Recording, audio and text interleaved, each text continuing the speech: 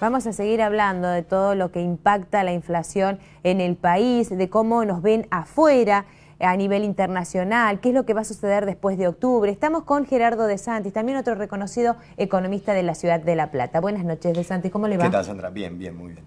Bueno, ¿cómo está parada la Argentina en estos momentos? Bueno, hay un tema bastante o muy importante, diría, que es esta cuestión de resolver lo que ha decidido la Cámara de Apelaciones de Nueva York por el tema de la deuda y el reclamo de los fondos buitre. Ahí, bueno, está en tratamiento parlamentario una nueva apertura del canje de la deuda. Es un tema que, bueno, tiene envergadura, tiene significación, porque mientras el país no pueda resolver esta cuestión que ya tiene, digamos, desde la declaración del default en 2001, han pasado 12 años y todavía esto sigue actuando como un peso importante sobre la economía argentina. Si bien uno tiene que hacer notar que el 93% de los acreedores han aceptado el canje, los dos canjes que se abrieron anteriormente, sí. Pero está claro que es muy difícil con los fondos buitre porque justamente su postura no es cobrar en términos razonables ante un país que quebró, sino que su interés es cobrar vía judicial el total de la deuda. Y eso es inviable para la Argentina porque si aceptan una situación en ese sentido, el 93% que aceptó aquellos canjes con quita, bueno, obviamente tienen el derecho a pedir el mismo tratamiento que alguien. Es muy llamativo el fallo de la Cámara de Apelaciones porque se habla del pari passu y de igual tratamiento, ¿no? Y sin embargo, justamente los fondos buitre tuvieron el mismo tratamiento que el resto de los acreedores, porque tuvieron todas las mismas oportunidades y podrían haber aceptado esas dos alternativas de canje anteriores. Claro, o sea que es llamativo. Cómo se dice algo que, bueno, cuando uno contrasta con la realidad, hoy el pari passu según la Cámara sería pagarles el total frente al 93% de los acreedores que han aceptado una quita. O sea, claramente quedarían en una posición ventajosa. Después, por la otra situación internacional, pero yo creo que ahí Argentina tiene una posición firme y que va a lograr no digo que no vaya a ser traumática, que va a generar problemas, pero creo que tener una posición firme va a ser una buena respuesta a esto. Después hay que tener en cuenta también que el escenario internacional sigue siendo complejo.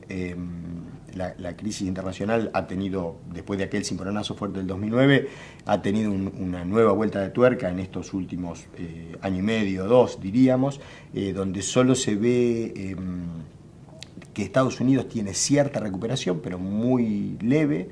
La situación europea sigue muy complicada.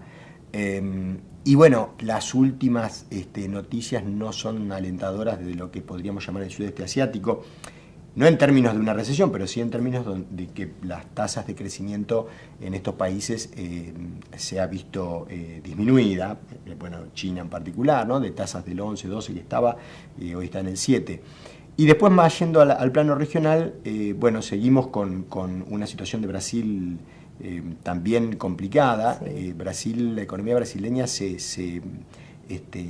estancó, podríamos decir, allá por el 2011, o sea, un año antes que la Argentina, y si bien en los datos de este último trimestre han sido mejores, bueno, ya lleva prácticamente 2 años, un poco más, 2 años y medio, con una economía donde le cuesta recuperarse. Entonces, el escenario internacional creo que, digamos, no es de donde tenemos que esperar buenas noticias.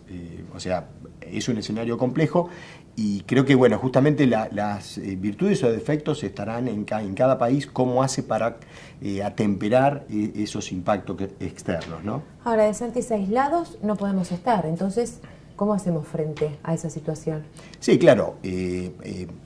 Digamos, para el lado de la inserción internacional, lo que la Argentina tiene que profundizar es lo que podríamos llamar la multilateralidad. O sea, no podemos ceñirnos a un mercado, tenemos que tratar de diversificar los destinos de nuestras exportaciones y de diversificar también la canasta de los bienes que exportamos. Sí. En esto se ha avanzado. Uno siempre en estas evaluaciones puede mirar la mitad llena o la mitad que falta. La Argentina ha diversificado sus exportaciones, ha incorporado nuevos mercados del sudeste asiático, digamos, de bienes, porque ha mejorado su perfil en términos de exportar más bienes industriales, y ha mejorado sus destinos, porque también ha diversificado países y regiones. Creo que donde hay un déficit importante es en revisar el acuerdo comercial con Brasil. Ahí la Argentina en estos años ha visto primarizar sus exportaciones y sus importaciones han aumentado en términos de bienes complejos. Sí. O sea, el acuerdo con Brasil, o el Mercosur, para denominarlo correctamente, claramente ha beneficiado a Brasil. Brasil ha mejorado el perfil de los bienes que nos exporta y nosotros no. Entonces creo que ahí, y es uno de los motivos claramente que explican, el déficit de divisas que tenemos, ¿no? El intercambio automotriz en particular, industrial en general y automotriz en particular.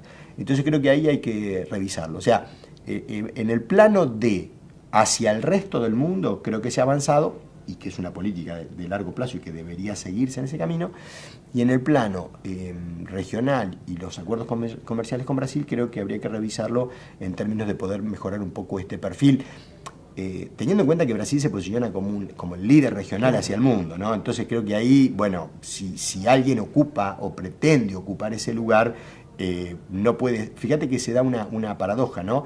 Los 3 otros países miembros del Mercosur tienen déficit comercial con Brasil. O sea, el líder sale beneficiado comercialmente de los países que tienen menos poder económico, claro. La Argentina, Paraguay y Uruguay. Entonces, bueno, uno lo llama ilógico, pero si nos fijamos lo que pasa en Europa, pasa una cosa parecida, porque el líder, que es Alemania, también aprovecha la situación y en realidad tiene superávit comercial. O sea, un poco la Unión Europea se ha convertido en el mercado interno de Alemania, entonces Alemania transita mucho mejor la crisis y la periferia europea la sufre. Y con respecto al sistema monetario, ¿qué modificaciones tendría que tener? Bueno, ¿al internacional te referís? Sí, más que nada haciendo hincapié en el dólar oficial. Ah, bueno, internamente. Sí. La situación de restricción de divisas que tenemos, yo creo que una cosa importante hubiese sido que el gobierno explique los motivos. Porque, digamos, que un país pretenda desarrollarse y que la moneda reserva sea el dólar, bueno, es una incompatibilidad, es algo que, digamos, no puede cumplir con... Claro, son contradictorios, son puntos contradictorios. Entonces, ¿por qué llegamos a la restricción externa en el 2011? Y eso provocó que la economía argentina en el 2012 prácticamente esté estancada, y bueno, ahora tenemos cierta recuperación. Bueno, tiene sus motivos muy claros, que son el déficit energético, o sea, consumimos mucha más energía y no hemos aumentado la producción. El que me refería hoy, el déficit industrial, donde a la industria al recuperarse demanda muchos bienes importados. Entonces, además tenemos la economía extranjerizada por 30 o 40 años de erradicación de capitales extranjeros que remiten utilidades muy importantes para afuera, y además tenemos una economía que, si bien se desendeudó en términos relativos en estos últimos años, el peso de lo que hay que pagar sigue siendo importante y son dólares que claro, se necesitan. Entonces, nos encontramos en una disyuntiva en términos de decir, ¿qué hacemos con los dólares? ¿Los gastamos haciendo turismo para ponerlo esquemáticamente? Sí, ¿no? Sí. Digo, tenemos un dólar, necesitamos bienes de capital importados y nos queremos ir de vacaciones a Miami. O sea, tenemos que priorizar cómo vamos a utilizar las divisas. Pero eso, para que la población en su conjunto lo tenga presente, lo entienda, bueno, hay que explicarlo. Hay que transmitirle a la población que ningún país se ha desarrollado no teniendo moneda propia, como un poco nos pasa a nosotros, que ningún país se ha desarrollado importando el grueso de los productos industriales o teniendo pautas de consumo donde es mejor el producto importado que el nacional. Nosotros en los últimos 40 años hemos pasado por distintas etapas históricas donde nos hemos acostumbrado a pensar que el dólar es un bien como el agua corriente, claro, y donde comprar cosas de acá o de allá es lo mismo, y en realidad no es lo mismo. Cuando uno repasa la historia de todos los países que se han desarrollado, todos hicieron cosas bastante parecidas en estos aspectos. Han protegido su industria, han priorizado la utilización de sus divisas o las reservas en términos de esa función de desarrollo. Está claro que no han permitido que el consumo esté direccionado hacia bienes complejos e industrializados de otros países. Bien. ¿Y por qué en nuestro país no?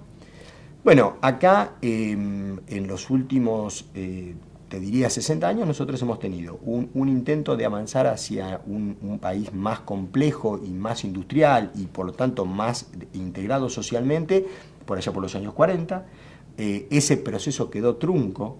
Te diría que desde mediados de los 70 para acá hemos desistido de ese proyecto de intentar industrializar el país y que el país esté integrado socialmente. Claramente hay dos etapas históricas muy importantes que son la dictadura y la década de los 90. Ahí hemos dado pasos para atrás considerables. Estos años han mostrado una recuperación en este sentido, pero es imposible que, digamos, con las cuentas pendientes que traíamos, bueno, empezamos hablando del default del 2001, ¿no? Sí. Con las cuentas pendientes que traíamos es muy difícil revertir esta situación, se requieren políticas de largo plazo. Yo creo que ahí, digamos, ha habido algunas... el gobierno tendría que haber explicado algunas cuestiones y otras no tendría que haberlas dejado avanzar, como digamos, la falta de competitividad vía tipo de cambio. Sí. Eso ha afectado también la industria, entonces se ha tenido que avanzar en una administración del comercio externo muy marcado. Eso uno lo puede entender como razonable, pero también tiene sus costos, porque si hay que gestionar, traer insumos importados, traer bienes de capital importado, bueno, eso dificulta el proceso productivo y el aparato productivo. Y además, también diría que desde los 70 para acá el mundo se ha convertido en una cosa más compleja en términos de que hay una variable de cambio que es el empleo. O sea, las grandes corporaciones del mundo desarrollado han buscado mantener sus tasas de ganancia reinvirtiendo en el sudeste asiático y este fenómeno de China uno lo podría leer como una gran flexibilización del mercado laboral en escala mundial. Y lo que es más escaso en el mundo hoy es conseguir trabajo. Lo más difícil que hay es conseguir trabajo. La Argentina no es la excepción, obviamente. Y la Argentina está en ese marco. Por eso yo, a veces escucho comentarios un poco apresurados, ¿no? Para calificarlos de alguna manera, porque se han cometido distintos errores en estos años, pero está claro que ha sido una de las prioridades de la política económica en estos 10 años, privilegiar la cuestión del empleo. Nos hemos recuperado, o sea, nadie dice que el problema esté solucionado, tenemos un tercio de la población en trabajo informal y seguimos teniendo una tasa de desocupación relativamente elevada, 8%, entre 7 y 8%. Pero también no nos podemos olvidar que vivimos en un mundo donde el empleo es la figurita de cambio y donde los capitales van donde se pueden pagar $200 de salario. Entonces, prometer que vamos a traer grandes capitales y grandes inversiones donde hay que pagar un salario bastante más alto en dólares que 200, creo que son posturas facilistas. O sea, lo que la Argentina tiene que resolver es cómo hace para volver a recapitalizar sus propios recursos, cómo hace para los propios excedentes que genera la economía argentina, cómo hace para administrarlos bien y lograr reinvertirlos en su aparato productivo. También uno podría decir, ningún país del mundo se desarrolló en base a la inversión extranjera directa, ninguno. O sea, desde la Revolución Industrial de Inglaterra para acá, todos los países que se desarrollaron, cualquiera que miremos, nadie lo hizo haciendo hincapié y eje en la inversión extranjera directa. Ni siquiera el modelo chino actual, porque en realidad hay toda una serie de regulaciones y controles en donde al capital extranjero que viene se le obliga, tiene la ventaja de los $200 de salario, pero se le obliga a desarrollar proveedores locales, a transferir tecnología, o sea, a enseñarle al productor chino cómo se hace un bien complejo. Entonces, China importa soja, $500 la tonelada, y lo transforma, esa soja la transforma en un helicóptero que vale $2 millones la tonelada, y después le exporta el helicóptero al resto del mundo. Eso lo puede hacer cualquier país, siempre y cuando se lo proponga. O sea, no es una cuestión privativa de algunos Y con un buen manejo de recursos, que es lo que usted hacía mención recién, ¿no? Exactamente. En China, la principal fuente de financiamiento de la acumulación de capital china es el ahorro interno. Claro. Y en general ha sido así en todos los países que se han desarrollado. Por eso creo que, creo que para el caso de la Argentina deberíamos avanzar en una discusión de estas cuestiones de largo plazo. Nos quedamos mucho en la coyuntura. Y esa discusión de largo plazo debería plasmarse en un acuerdo social. O sea, vos al principio hablabas de la inflación, o bueno, un poco a lo largo del programa, ¿no? Y aparte es un tema recurrente y que nos afecta en la vida cotidiana a todos. Y que por primera vez lo reconoce el gobierno. Y que el gobierno claramente privilegió otras cuestiones y dejó de lado el tema de la inflación. Pero digo, no es una discusión sencilla el tema de la inflación. O sea, no se agota el problema diciendo, bueno, recortemos, fijémonos la emisión que hace el gobierno. Pensemos lo siguiente, la inflación está en el orden del 20% desde el 2007. Sí. La emisión financiando déficit fiscal tiene 2 años. O sea, en aquellos años, del 2007 al 2011, el problema no era la emisión. Sin embargo, teníamos una inflación considerable, importante. Sí. Entonces, ¿dónde está la causa?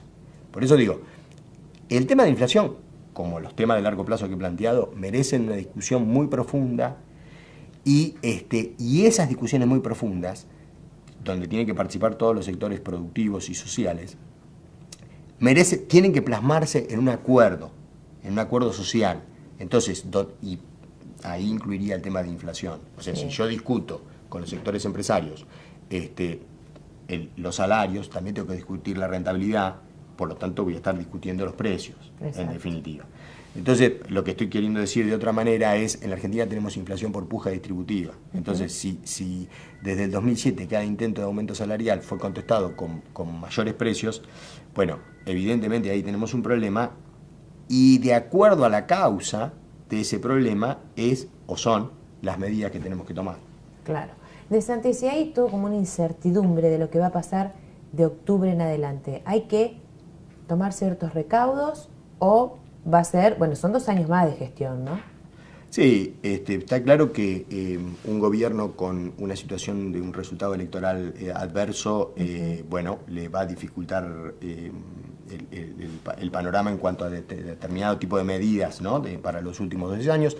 También está el antecedente que, también este mismo gobierno perdió en el 2009 y, bueno, después se recuperó y logró capear la situación. Pero evidentemente hay que tomar medidas en algunos aspectos. Yo creo que el tema de los subsidios al consumo de energía tiene que ser revisado. El gobierno lo empezó a hacer a fines del 2011 y luego lo dejó de lado. Yo creo que es un tema muy importante, porque ahí es otra cuestión que tenemos que tener en claro. Nosotros no podemos utilizar la energía como si fuera un bien público. O sea, hay 2 cosas que son escasas para nosotros, un país que quiere desarrollarse. La energía y los dólares. Exacto. Entonces no lo podemos utilizar libremente y de cualquier manera si nuestra pretensión es desarrollarnos. Si nuestra pretensión es ser un país como éramos en los 90, donde no hacía falta tanta energía porque el aparato productivo producía poco y donde dólares sobraban porque nos endeudábamos, bueno, estamos en otra discusión. Pero bueno, volviendo a esta discusión que creo que es la que merece discutirse en este momento. La energía también es un recurso escaso y tenemos que ver cómo la utilizamos. Entonces, hoy tenemos necesidades para el aparato productivo energéticos que nos llevan a un déficit comercial, o sea, nos impactan la balanza comercial en una cifra muy importante. Entonces, ¿cómo hacemos para mejorar eso? Al mismo tiempo que tenemos subsidiados el consumo de la energía de los particulares desde el 2003 para acá. Sí. Y en buena medida, amplios sectores de la clase media alta y de la clase media se han recuperado. O sea, sectores que estaban complicados en el 2003-2004, que sean subsidiados, parece lo más correcto del mundo. Ahora, esa política se ha extendido en el tiempo cuando esos sectores ya se han recuperado económicamente. Entonces, creo que hay que revertir eso. Hoy es muy barato el gas y la luz y muy barato en la cuenta que se paga, no en el costo de producción que tienen. Entonces creo que eso es una cuestión de una de las cosas que se debería avanzar en estos 2 años de gestión que le quedan al actual gobierno. Bueno, un poco la cuestión que marqué antes, que es el acuerdo comercial, la relación comercial con Brasil, es otro aspecto que debería reverse. Creo que se debería avanzar también un poco en mejorar el perfil tributario, gravando a los sectores más ricos. Y nosotros tenemos publicamos una revista que se llama Entre líneas de la política económica, es virtual, está en el sitio del CIEPIC, están todos los números. Publicamos hace 2 años atrás un número entero dedicado a qué reforma tributaria se debería hacer. Están todos los impuestos, uno por uno, y ahí dice qué hay que hacer con cada uno de ellos para mejorar el perfil del sistema tributario argentino con 2 objetivos. Mejorarlo en términos de alentar el proceso productivo, de no entorpecer o alentar el proceso productivo, y en términos de mejorarle el perfil en cuanto a la progresividad que el sistema tributario debería tener. Cito la revista o el número porque son un montón de impuestos. Sí, cada uno está detallado. Claro, pero un poco el objetivo es ese, ¿no? ¿Cómo hacemos para cobrar impuestos sin entorpecer el aparato productivo? Y cómo hacemos para mejorar el perfil en cuanto a gravar sobre los sectores que tienen más capacidad contributiva y liberar un poco a la clase media. Algo se ha mejorado con esta reducción o esta modificación en ganancias, pero bueno, darle un mejor perfil al sistema tributario. Muchas gracias. No, por favor. Hacemos una pausa muy cortita, ya venimos.